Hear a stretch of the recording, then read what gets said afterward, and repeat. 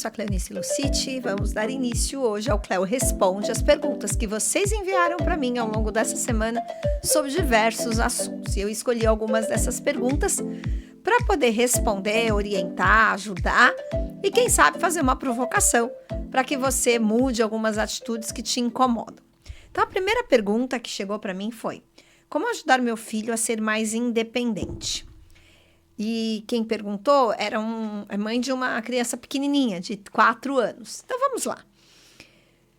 Eu acho que toda mãe sempre fica com essa dúvida se está criando seu filho de forma independente. Por quê? Porque ao mesmo tempo que a gente quer que eles façam as coisas sozinhos, muitas vezes nós os atropelamos, né? A gente acaba fazendo as coisas por ele. Então, para você criar um filho independente, o seu tem 3, 4 aninhos, como você falou, eu acho que um caminho bom que você pode trilhar é fazendo com que ele participe de várias atividades em casa com você.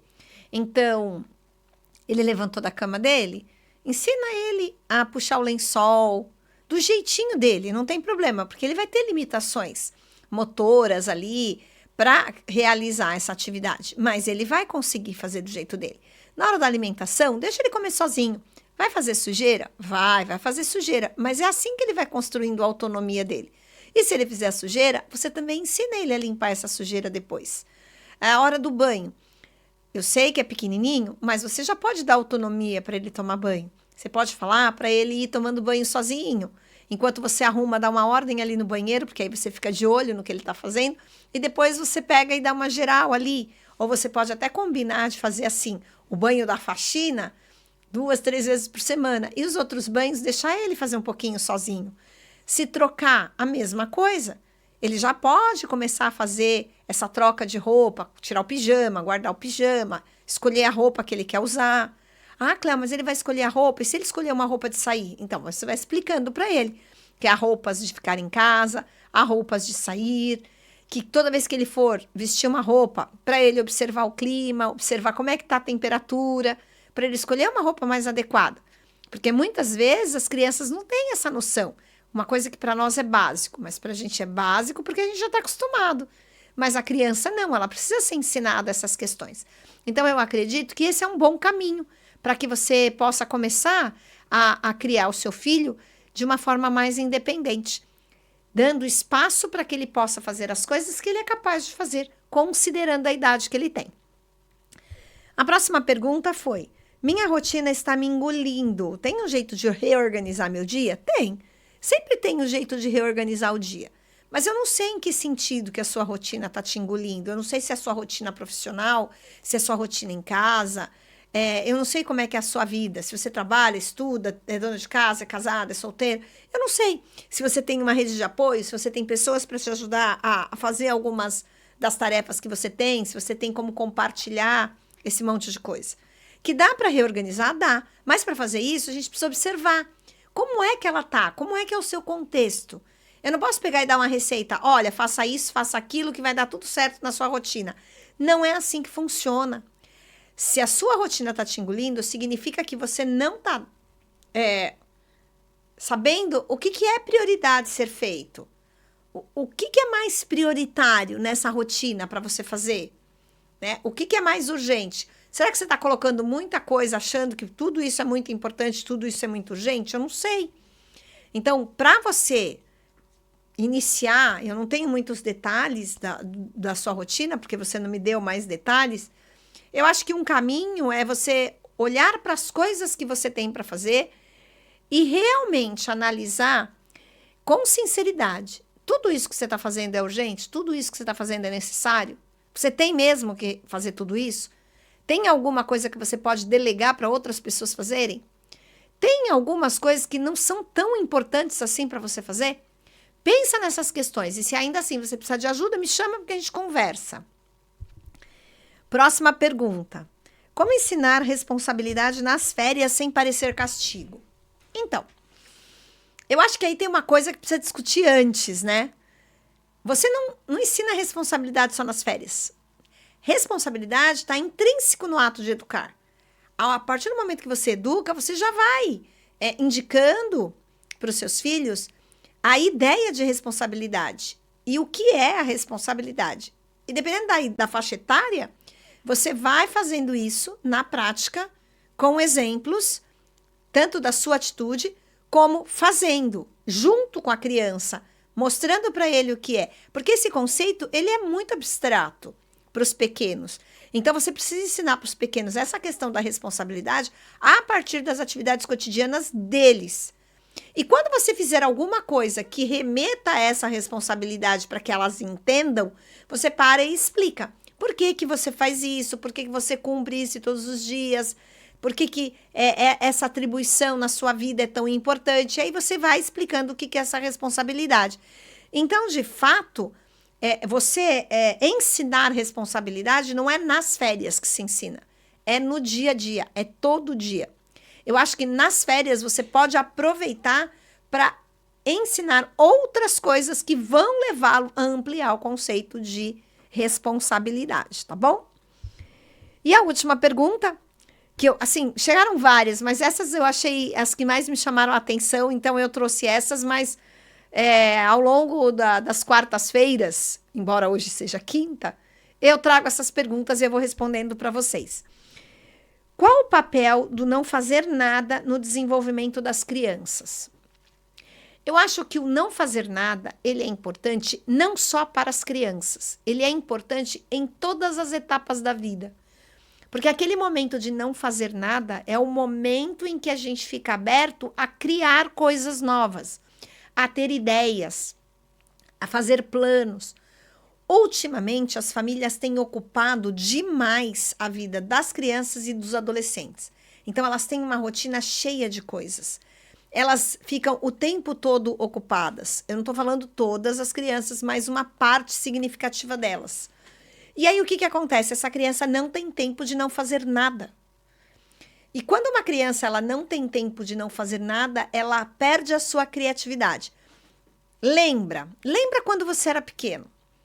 Quando você estava lá sem fazer nada. E a tua casa ficava um silêncio. Lembra disso? E aí a sua mãe falava, meu Deus, deixa eu ver o que fulano está fazendo, porque ele está muito quieto, deve estar aprontando. Lembrou disso lá da sua infância? Pois é, hoje as crianças não têm isso. E naquela época, era a época que realmente a gente aprontava, a gente criava, a gente brincava sozinho, os utensílios domésticos, as caixas, os brinquedos velhos quebrados, as coisas que tinham em casa, peças velhas, eletrodoméstico que estava encostado, as panelas da mãe, tudo isso virava o quê? Brinquedo. Nós transformávamos. Qualquer coisa virava um brinquedo. Hoje em dia as crianças não têm isso. Então, esse espaço de não fazer nada, ele é muito importante para que as crianças sejam criativas. Então, hoje a gente não tem espaço para criatividade. Muitos pais acham que se a criança fica sem fazer nada, ela vai ficar no tédio. Mas o tédio, ele é importante justamente para que ela crie, para que ela comece a pensar por si, que ela invente coisas, que ela se provoque a pensar diversas situações. Eu não estou dizendo que você tem que deixar lá fazendo o que quer e você não ir supervisionar, não é isso. Mas é dar oportunidade, criar oportunidade para que essa criança tenha tempo de pensar em coisas, criar coisas e às vezes não fazer nada mesmo. Ela não vai estar entediada. As crianças falam que ficam entediadas porque o tempo inteiro elas estão com a mente ocupada. Os adultos ocupam as mentes das crianças com coisas, com cursos, com atividades, com isso, com aquilo, achando que se deixar sem fazer nada vai ficar entediado, vai ficar chateado, vai ficar emburrado. Elas ficam mesmo, porque elas perdem essa capacidade de criar. Elas perdem essa capacidade de conviver consigo, aprender a se escutar, aprender a ficar com ela mesma. E aí, quando vira adolescente e vira adulto, tem esse problema de não conseguir se ouvir, de não conseguir ficar consigo mesmo, de se entender, de criar coisas, fica apático, só faz as coisas se alguém mandar, se alguém preencher essa rotina. Então, veja, é muito importante que essa criança tenha um tempo para não fazer nada E se ela pergunta assim para você, mãe, o que eu faço? Não sei. Pensa em alguma coisa que você gostaria de fazer e faça. Olhe os seus brinquedos e veja do que você pode brincar. Se você não quer fazer nada, fica deitado, fica sentado. Vá dormir. Deixe ele decidir algumas coisas. Não é ficar assim o tempo inteiro, mas em alguns momentos do dia, alguns dias da semana, que ele não tenha uma rotina toda cheia de coisas para fazer, para que ele possa desenvolver a criatividade, que ele possa criar, que ele possa inventar, que ele possa criar alguma coisa que não dá certo para ter que começar de novo, que ele possa se ouvir, pensar naquilo que ele já fez, falar um pouquinho sozinho de vez em quando, ouvir os próprios pensamentos. Isso tudo é muito, muito importante, tá?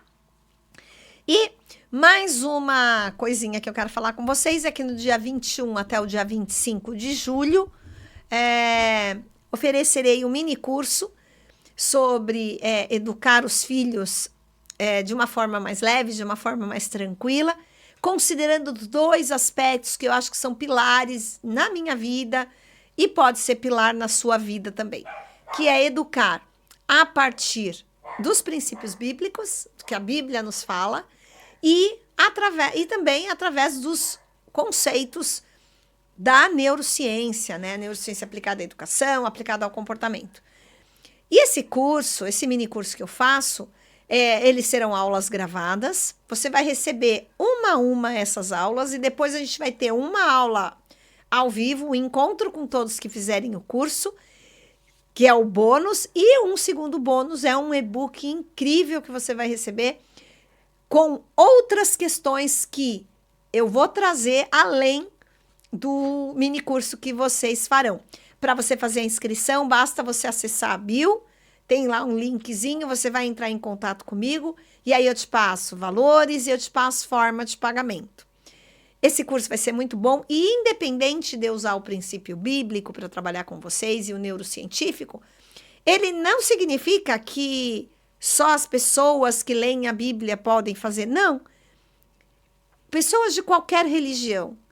Porque assim, os mandamentos de Deus, as palavras de orientação que ele deu, eles são universais. Portanto, você pode participar. São valores significativos que vão fazer toda a diferença para você e para sua criança ou para o seu adolescente.